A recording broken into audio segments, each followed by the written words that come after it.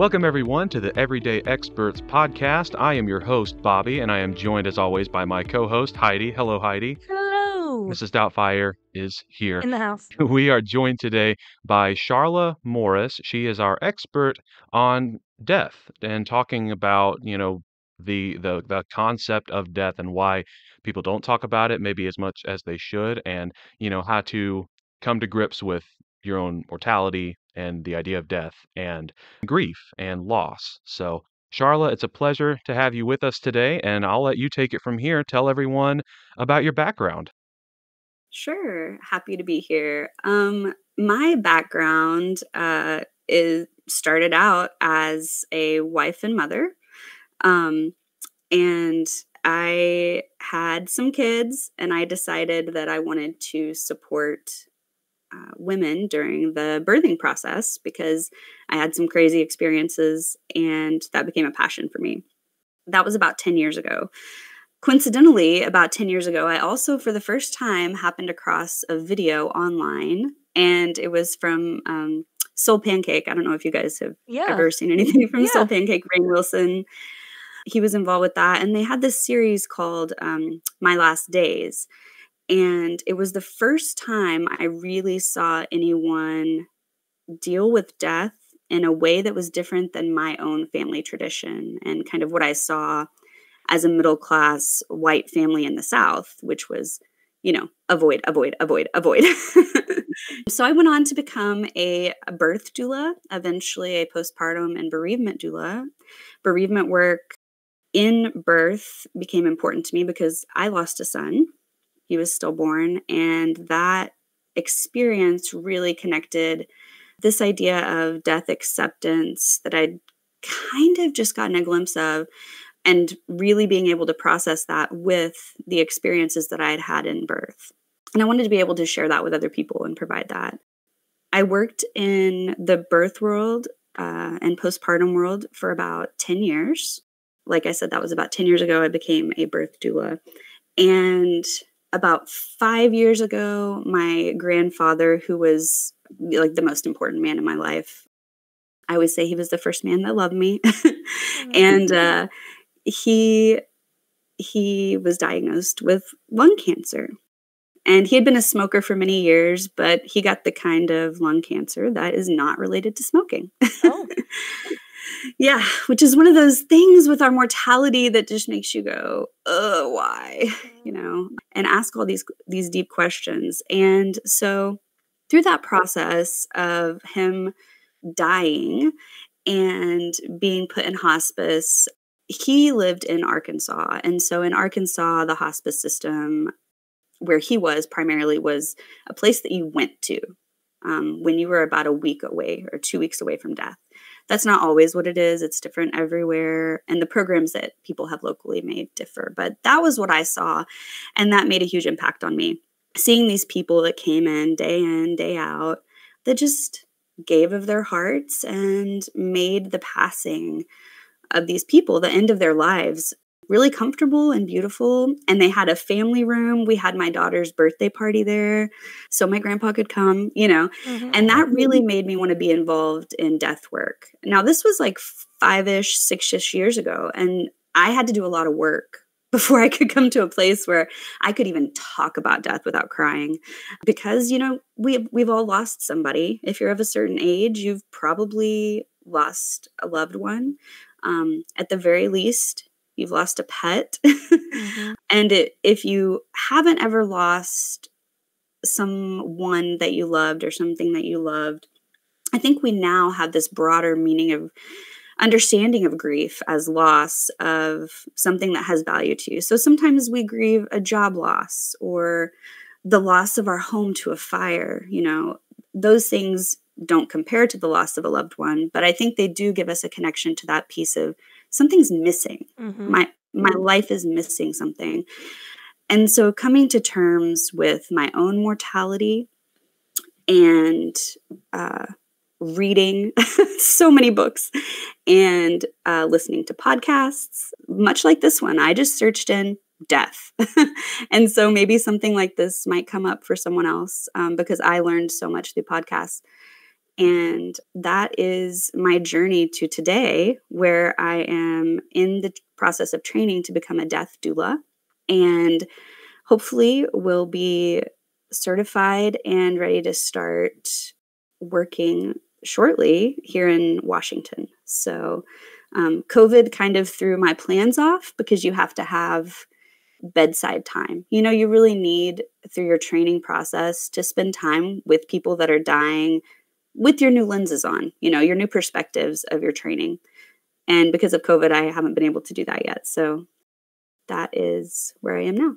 So you just mentioned, one of the things that we wanted to touch on about your current I guess your current studies and how your experiences have combined with that to bring you to where you are now, and that is being certified as a death doula. Now, I had never heard of a death doula before I met you, Yeah, and me either. I mean, really before you, I'd never heard of a regular doula before, but I'm generally kind of uninformed when it comes to birth. So Well, you've never had a baby or died, so right, exactly. So I had never heard of a doula of any sort, but knowing you and listening to you talk about, being a doula, like, that made sense to me, and then when you said you were studying to become a death doula, I was like, what on earth is that?"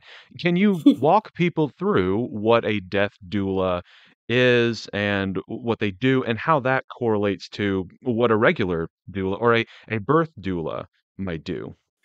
absolutely. So most people hear of a doula and they think of a birth doula instantly. If you know what it is, you're probably associating it with birth, because that's been, I think, around since like the 60s or so. The idea that there is a person set aside that's not even maybe related to you that has training to support you during birth. And that's really what a death doula does as well. It's training to support people during a transitional time. The the birth doula, we think of like, oh, you're gonna give birth with dolphins in the ocean. There's like jokes on like all the sitcoms. Like, I'm sure people have seen that. But no shame to people who want to give birth with dolphins. That's their thing. That's not what I helped people do. um Sounds as boring a birth then. my dolphin skills aren't that great, guys. But death doulas are sometimes called death midwives, and it's much the same thing. We can help talk about your options in death. Most people don't know that they have options. How do you want to die? What is that going to look like? If you have a terminal diagnosis, or maybe if you're just, getting towards the end of your life and you know that you are going to have an end at some point around the corner. There's a lot of planning in the logistics of death that our emotional avoidance doesn't let us get to.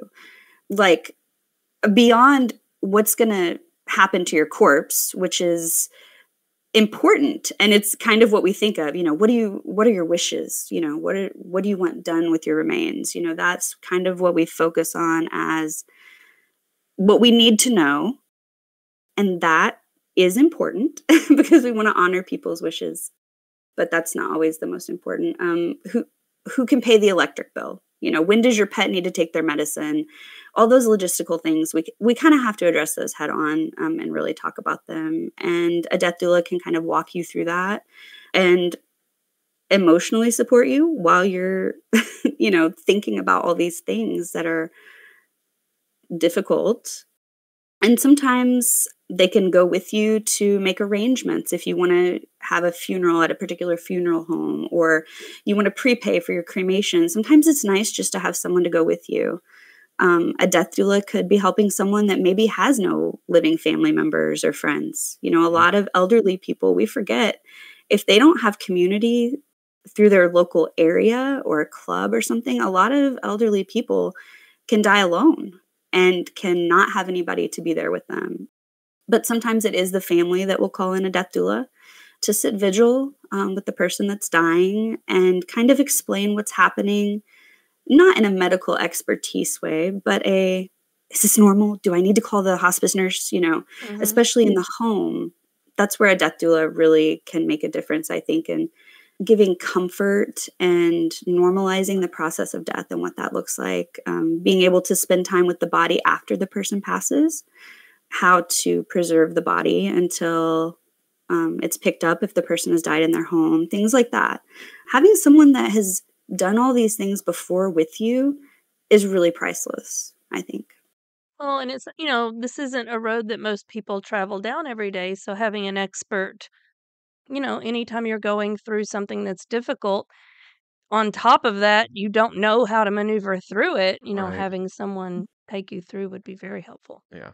Well, and what makes it a challenge is that, I mean, everybody processes everything in different ways, but, grief is, whether you've actually lost someone or you grieve, the loss of a job or a friendship or whatever, Mhm. everybody is going to process things differently. Mhm. Yes. And I think most people think, oh, well, I would just rather be alone. That might work for some people, and that might truly be Mhm. what they need. But I could also imagine, yeah, that having somebody to walk through, that very challenging circumstance could be pretty critical. But I did want to ask, what what does happen in somebody's head in general when they are experiencing death or loss of something special or really any other tragedy? What goes on in the brain usually? So, like you mentioned, everyone does this in their own way. People have tried to, codify it, and there are charts and graphs, and we've all probably heard, maybe, I mean, since elementary school, about the stages of grief, right? Like, Mhm. Yeah. if you Google right now, you'll find, like, I'm just making up names, like, famous medical institutions and psychological institutions that have how to deal with the stages of grief. But that actually was not an evidence based application of the work that was done, that was published in, it's found in On Grief and Grieving by Elizabeth Kubler-Ross. And that was actually a book that she wrote about people dealing with their own diagnoses. And the sample size was very small. I think maybe just like 100 or 200 people that she just interviewed. There was no quantifiable evidence taken. It was really, it was good work, but it's been very over applied, I think. And it gives people the idea that they need to follow these stages, right? Like, I need to go through denial, anger, bargaining, depression, acceptance. And then you have people that are like, I don't feel that at all. Like, I don't understand what I'm going through. Why am I different than everyone else? And then they kind of have adapted it. And some people will say, like, oh, you're cycling. Like, okay, well, you're going to go through denial and anger, but then you might have denial again. And I think that, as you said, the most important thing to remember is that it's going to be different for everyone. It's possible to process our grief and move through it into a healthy life with good memories of our loved one that we can actually, like, embrace and relive and smile. We don't have to shy away from those thoughts. I think the the direct answer to the question would be, when we experience grief, we're recognizing that a loss has happened, which loss, I don't mean it in the, you know, way of replacing the word for death, but a loss of our own identity. Who am I if my grandpa isn't in the world? Am I still loved? Am I still a granddaughter? Am I still the person he thought I was? A lot of identity psychology, there's a lot of different ideas about this out there, but some of the accepted ideas are that the identity we have for ourselves is how we see ourselves through other people's eyes. So if I think that Heidi and Bobby see me as someone who is an expert, and I'm going to feel encouraged by that, right? Like, that builds to my identity. And I'm more confident when I speak about it because, oh, these people, they think I'm good at this. So that gives me more confidence to do it because it's become a part of my identity. Now, if Bobby and Heidi are no longer my friends, or if you died, I lose that part of my identity. And my brain is spinning. It's going to be constantly reeling and trying to adjust to life without the person. If I lose my spouse, what does my morning breakfast look like? Every single thing about my life changes. when my mom dies and I can't call her on the way home from work every Tuesday afternoon, what do I do on Tuesday afternoons? You know, my brain is in a threatened state because I have to reevaluate not only my own identity, but the logistical happenings of Mhm. my life. Every single thing about how I think about myself, or how I related to that person physically during the day, all that's changing. And on top of that, I might have shame, regret, guilt, disappointment. And all that kind of complicates this loss aspect. Maybe I fear that I caused it in some way. Like I said, go get pizza right now. And they got in a car accident and they Mhm. died. And so now I have the impression that it's my fault. All those things complicate the grieving process. But ultimately, I think that that's kind of what's going on in our head is we're in a transitional phase during that time. Mhm. So, what are some of the coping mechanisms that you usually encourage people or help people to use to deal with their loss and grief and finding their way again and making those connections again? I'm so glad you asked. The One of the most important things is community. And coming from, again, my own experiences, that's really all I can speak to. A lot of different cultures, or even down to the city, in New Orleans, it's going to be different than New York. My advice might be a little different, but coming from, again, white, Southern, culturally Christian, suburban, middle class, mom was a PTA teacher. The coping mechanism that I was taught inadvertently or maybe overtly was to avoid this. Like, we don't talk about death. We don't plan for death. We don't talk about people who have died because all that's uncomfortable and it's hard. And if we talk about our own death, that's scary. And if we talk about people who died, that hurts our hearts because maybe we've never properly grieved and come out on the other side. And that's a weird place to be because we're living on planet Earth and everyone's going to die. So if you're living in this constant avoidance, you can't ever fully embrace life because you're avoiding one of the main aspects of living, which is death. And that really struck me when I heard that coming to peace with your own death is about living fully. C.S. Lewis says, "The death of a beloved is an amputation." And that quote, back to the transition or the loss, kind of contextualizes that process right after you lose someone.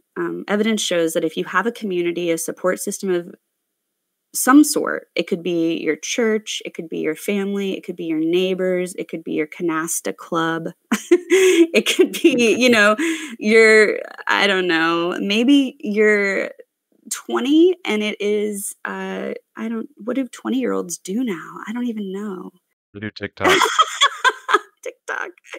I don't know. I was gonna say like ultimate frisbee team. I mean, it could literally your bowling team. It could be, gosh, I'm old. I said bowling. It could be any of these things.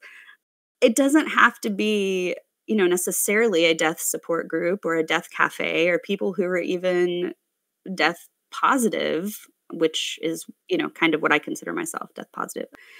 But people who love you and are there for you because you're going to need help. Like you need somebody to maybe bring you breakfast for a week when you're having breakfast without your husband every morning. Maybe you need somebody that can bathe your dog because that was a job that, you know, your husband always did and you can't get the dog in the bathtub. And things like that pop up are logistical and they can be absolutely helped by community. You don't have to be an expert to use your hands and your body and be present for people. And avoidance leads us to not be present because when someone dies, we don't know what to do. We don't know what to say. We don't know how to be there for them. So being that community, and if you're the person grieving, finding your community and asking them, I have to transition to a life without this loved one, and that's hard for me. I need help. Recognizing that grief isn't going to look the same for everybody and giving myself grace, and that is really important too. Grief can look like reckless behavior. Sometimes it looks like road rage. Sometimes it looks like numbness, and you see people that just literally go about their day exactly the same, and you think, "Oh, why aren't they crying? Isn't that weird?" You know? And we can judge people for how they're grieving, and people judge themselves for how they grieve too.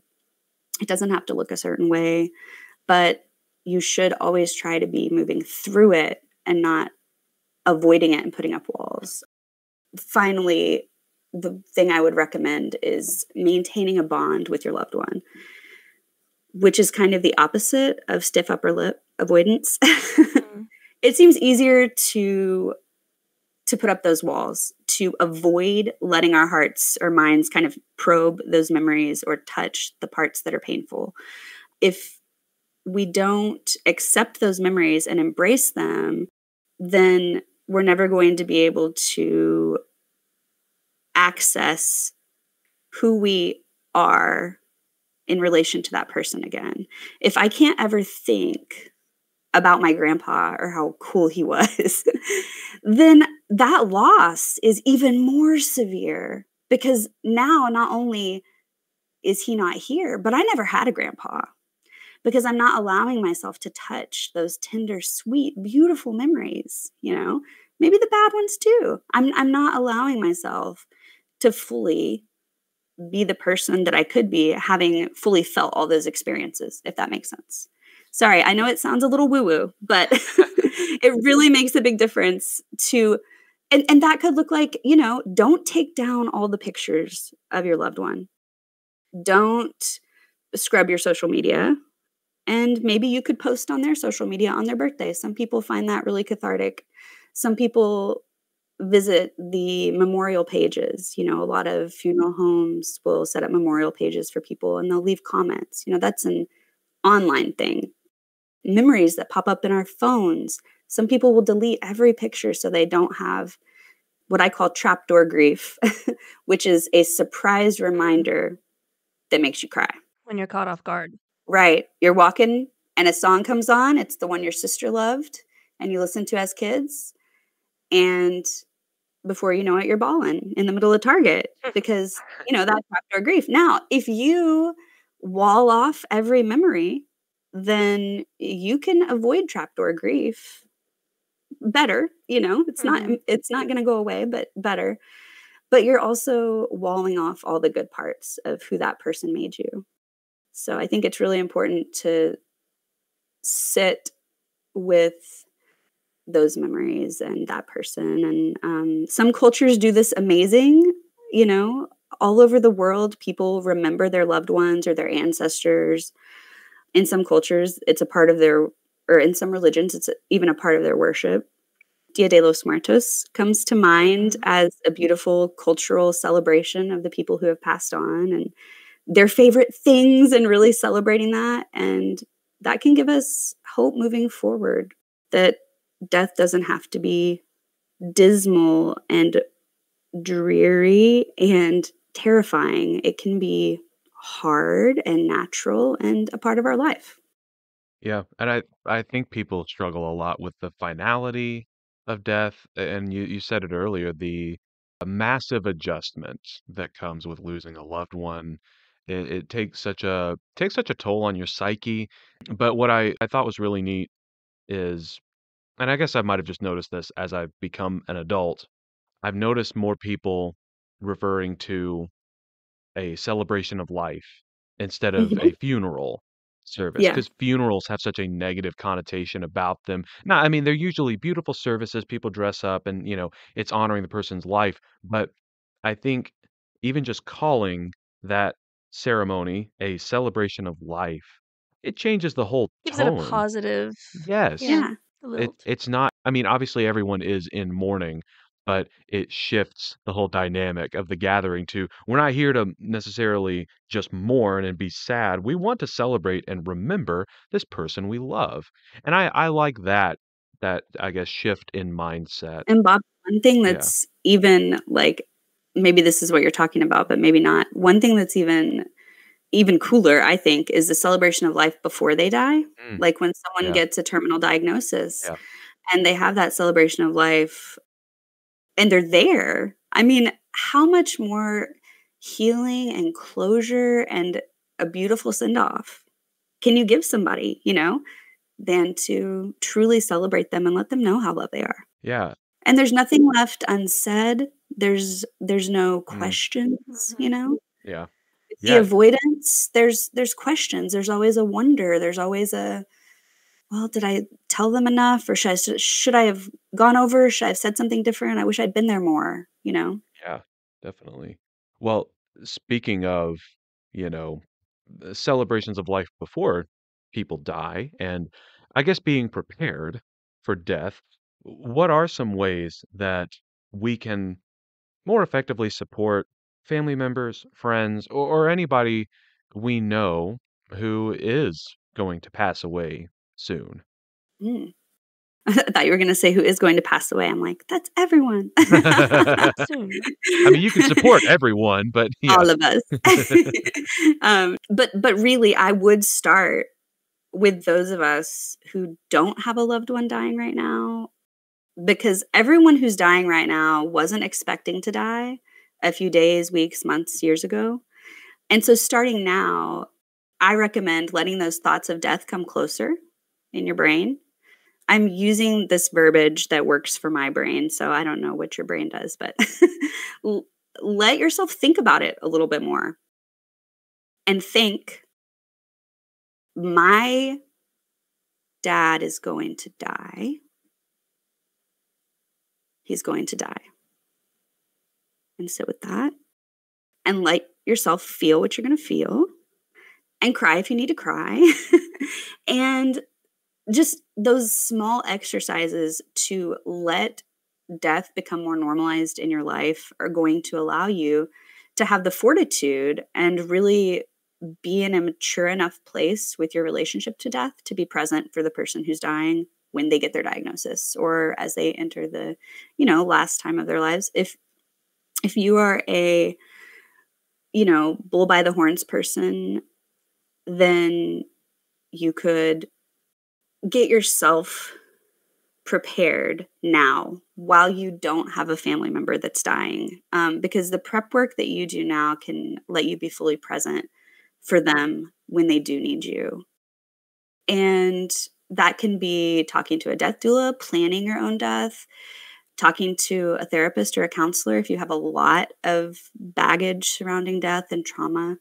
If we start that process during healthy times, that's going to make it a lot easier to do what I'm about to recommend, which is to stay connected and dig in deeper. Ask your loved one questions. Don't be afraid to mention that they're dying or that talk about it as a final, as something with finality, that you will die.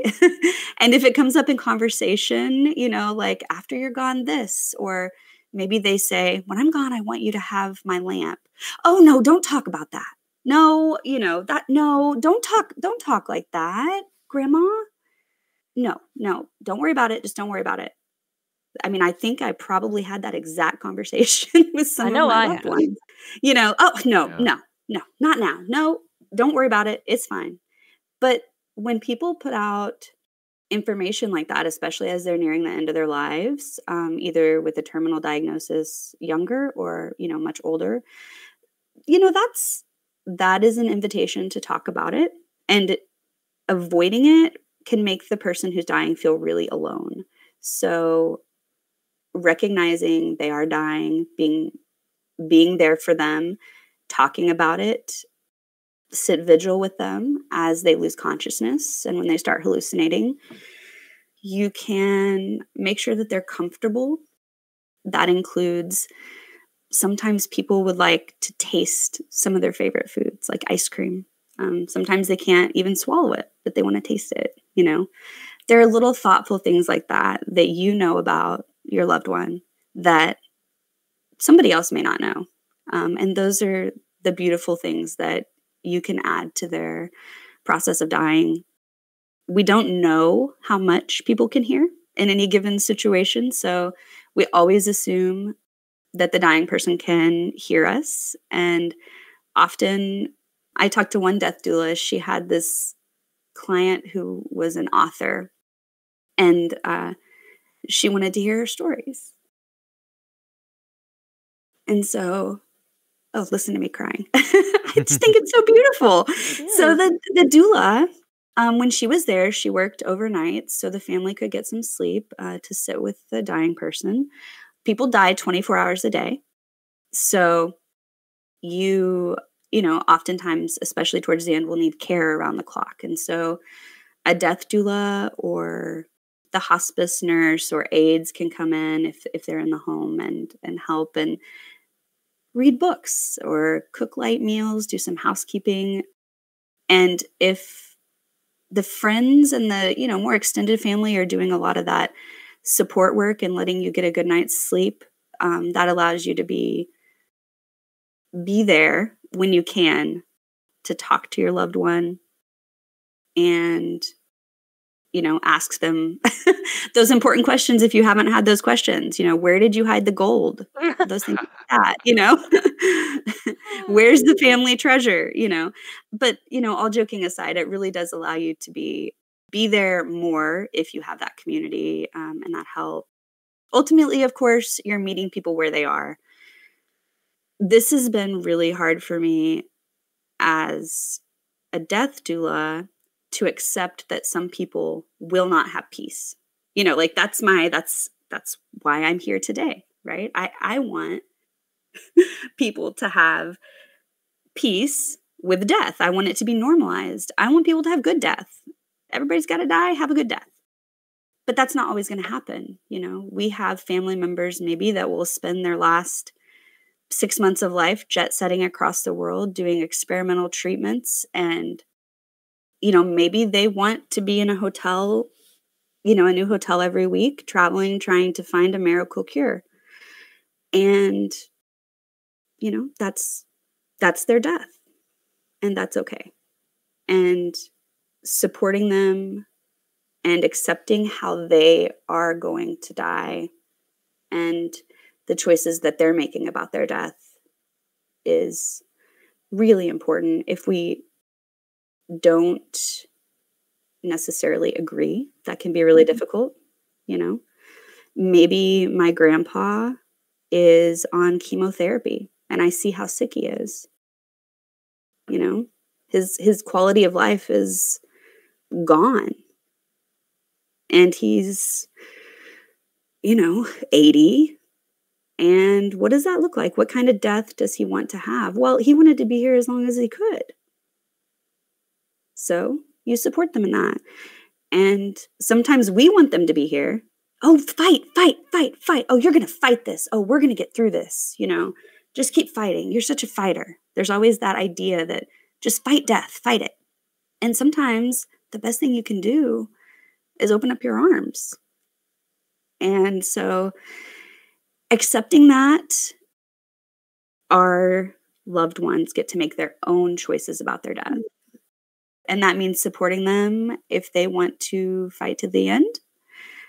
Maybe they're angry and raging and screaming and unhappy, and death is a piece when it comes. And maybe they are peaceful and joyous, and maybe they have a faith tradition that says they're going to heaven and they're excited to die. Wherever they are, getting myself right with death first is going to let me be present for them. So I'm coming at this from the elementary educator standpoint, which I know you will appreciate. Yeah. But how do you recommend people talk to their kids about death? Yeah, that's a great question. I have heard pretty much everything under the sun that people have told kids about where you go when you die, what death is, or just that death doesn't exist at all. There was someone I knew, their kid, again, this is a story from Arkansas. Their kid saw a truck. I don't know if you guys have had the joy of seeing a truck full of chickens drive by, but Tyson Foods is big in Arkansas, and so there are chicken houses. There's these trucks, you're driving to school in the morning. You might be surrounded by semi-trucks full of chickens, and you just see the exposed cages. Where are they going, Mommy? Well, they're going to be your chicken nuggets, but I'm not going to say that because that's an uncomfortable conversation. So they're going to the drive-in. Like, what? You know? And I hear things like that, and I understand the impetus behind it because death, even death in nature, red in tooth and claw can be horrifying and hard, and we want to protect our kids, right? And preserve their innocence and keep them from the hard things in the world. But there are some things that are inevitable and they will experience, and some earlier than others. Some kids might lose a parent early or a sibling, and that is tragic and horrible, but it's what happens here on earth. So the more we can normalize and talk about our feelings about loss and grieving, and really normalize that we're all going to die. Every living thing dies. Plants, animals, fungi, viruses, hopefully, they all die. And that's a part of life here on earth. And so I think when I talk to my kids about things, I always used the suitcase analogy. Have you heard of that? It's like you give them the suitcase they can carry. Okay. Yeah, I don't know where I heard it, but thank you to whoever invented that concept, because it's really guided me in talking to my kids about everything from like sex to outer space. You give them as much information as they need at that age to understand that concept. And I'm very for being honest with kids about everything, because like it's the truth, and it's important that they have a solid basis on which to build their responses and their understanding as they get older. And so if you've started with the stork, there's some missing basis and understanding of how life happens, And if you end with the drive-in, then there's a missing an understanding in the basis of how life ends. So that starts early with, the family dog Spot. Instead of saying he went to the farm, Spot died.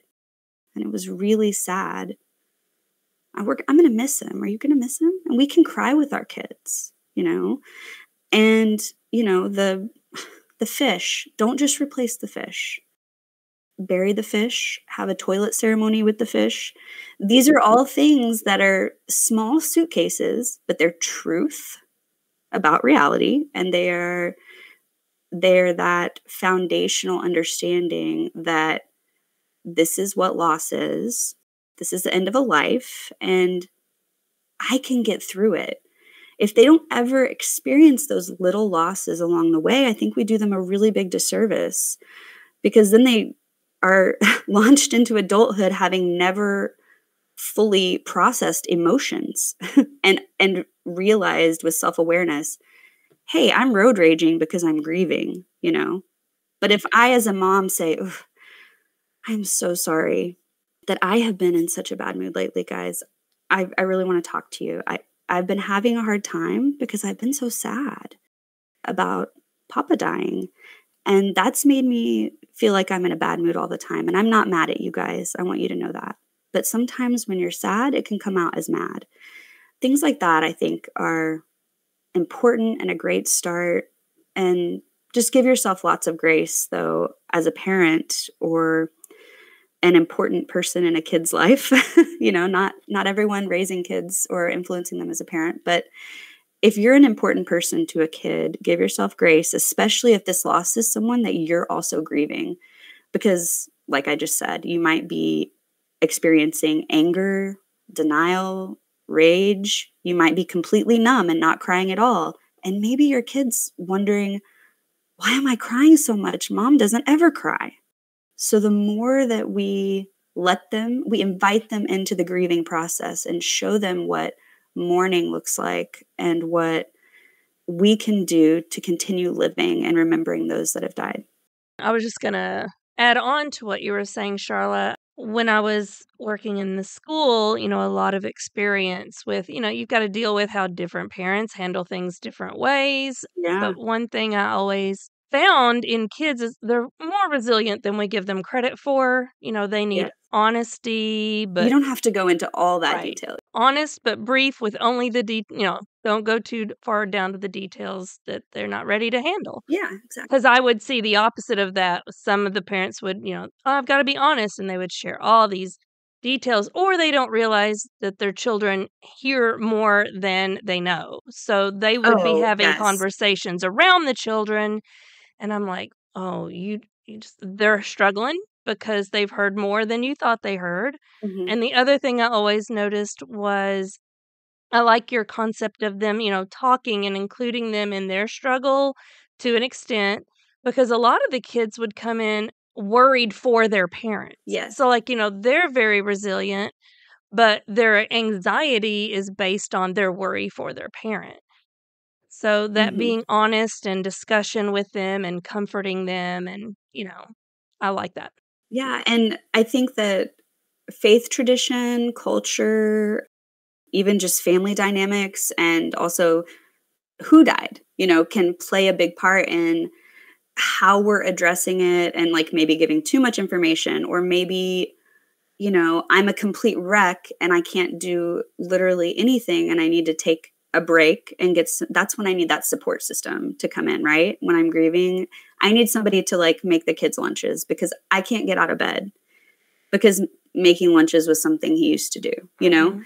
And so having that support there during that time to work on you, put on your own oxygen mask, but definitely don't assume that it's not affecting your kids or that they're unaware, for sure, because they are so empathetic and they sense our moods and our changes in behavior and routine and everything. Hey guys, thanks for listening to the first part of our conversation with Charla. While the subject matter was definitely a bit heavier than usual, we believe this conversation is incredibly important to have, and we hope it'll be helpful for you in the future. Stay tuned for part 2 of our discussion with Charla as we walk through some practical ways to process through and plan for the death of a loved one or for your own death. Like this episode, it'll be a bit more serious, but we hope you'll listen in and learn some different ways to think about death and its place in our lives. And as always, don't forget to follow us on Spotify, Apple Podcasts, or wherever you get your podcasts. Subscribe to our YouTube channel and check out our Facebook and Instagram pages for updates on future episode releases and snippets of wisdom from past episodes. See you guys next time.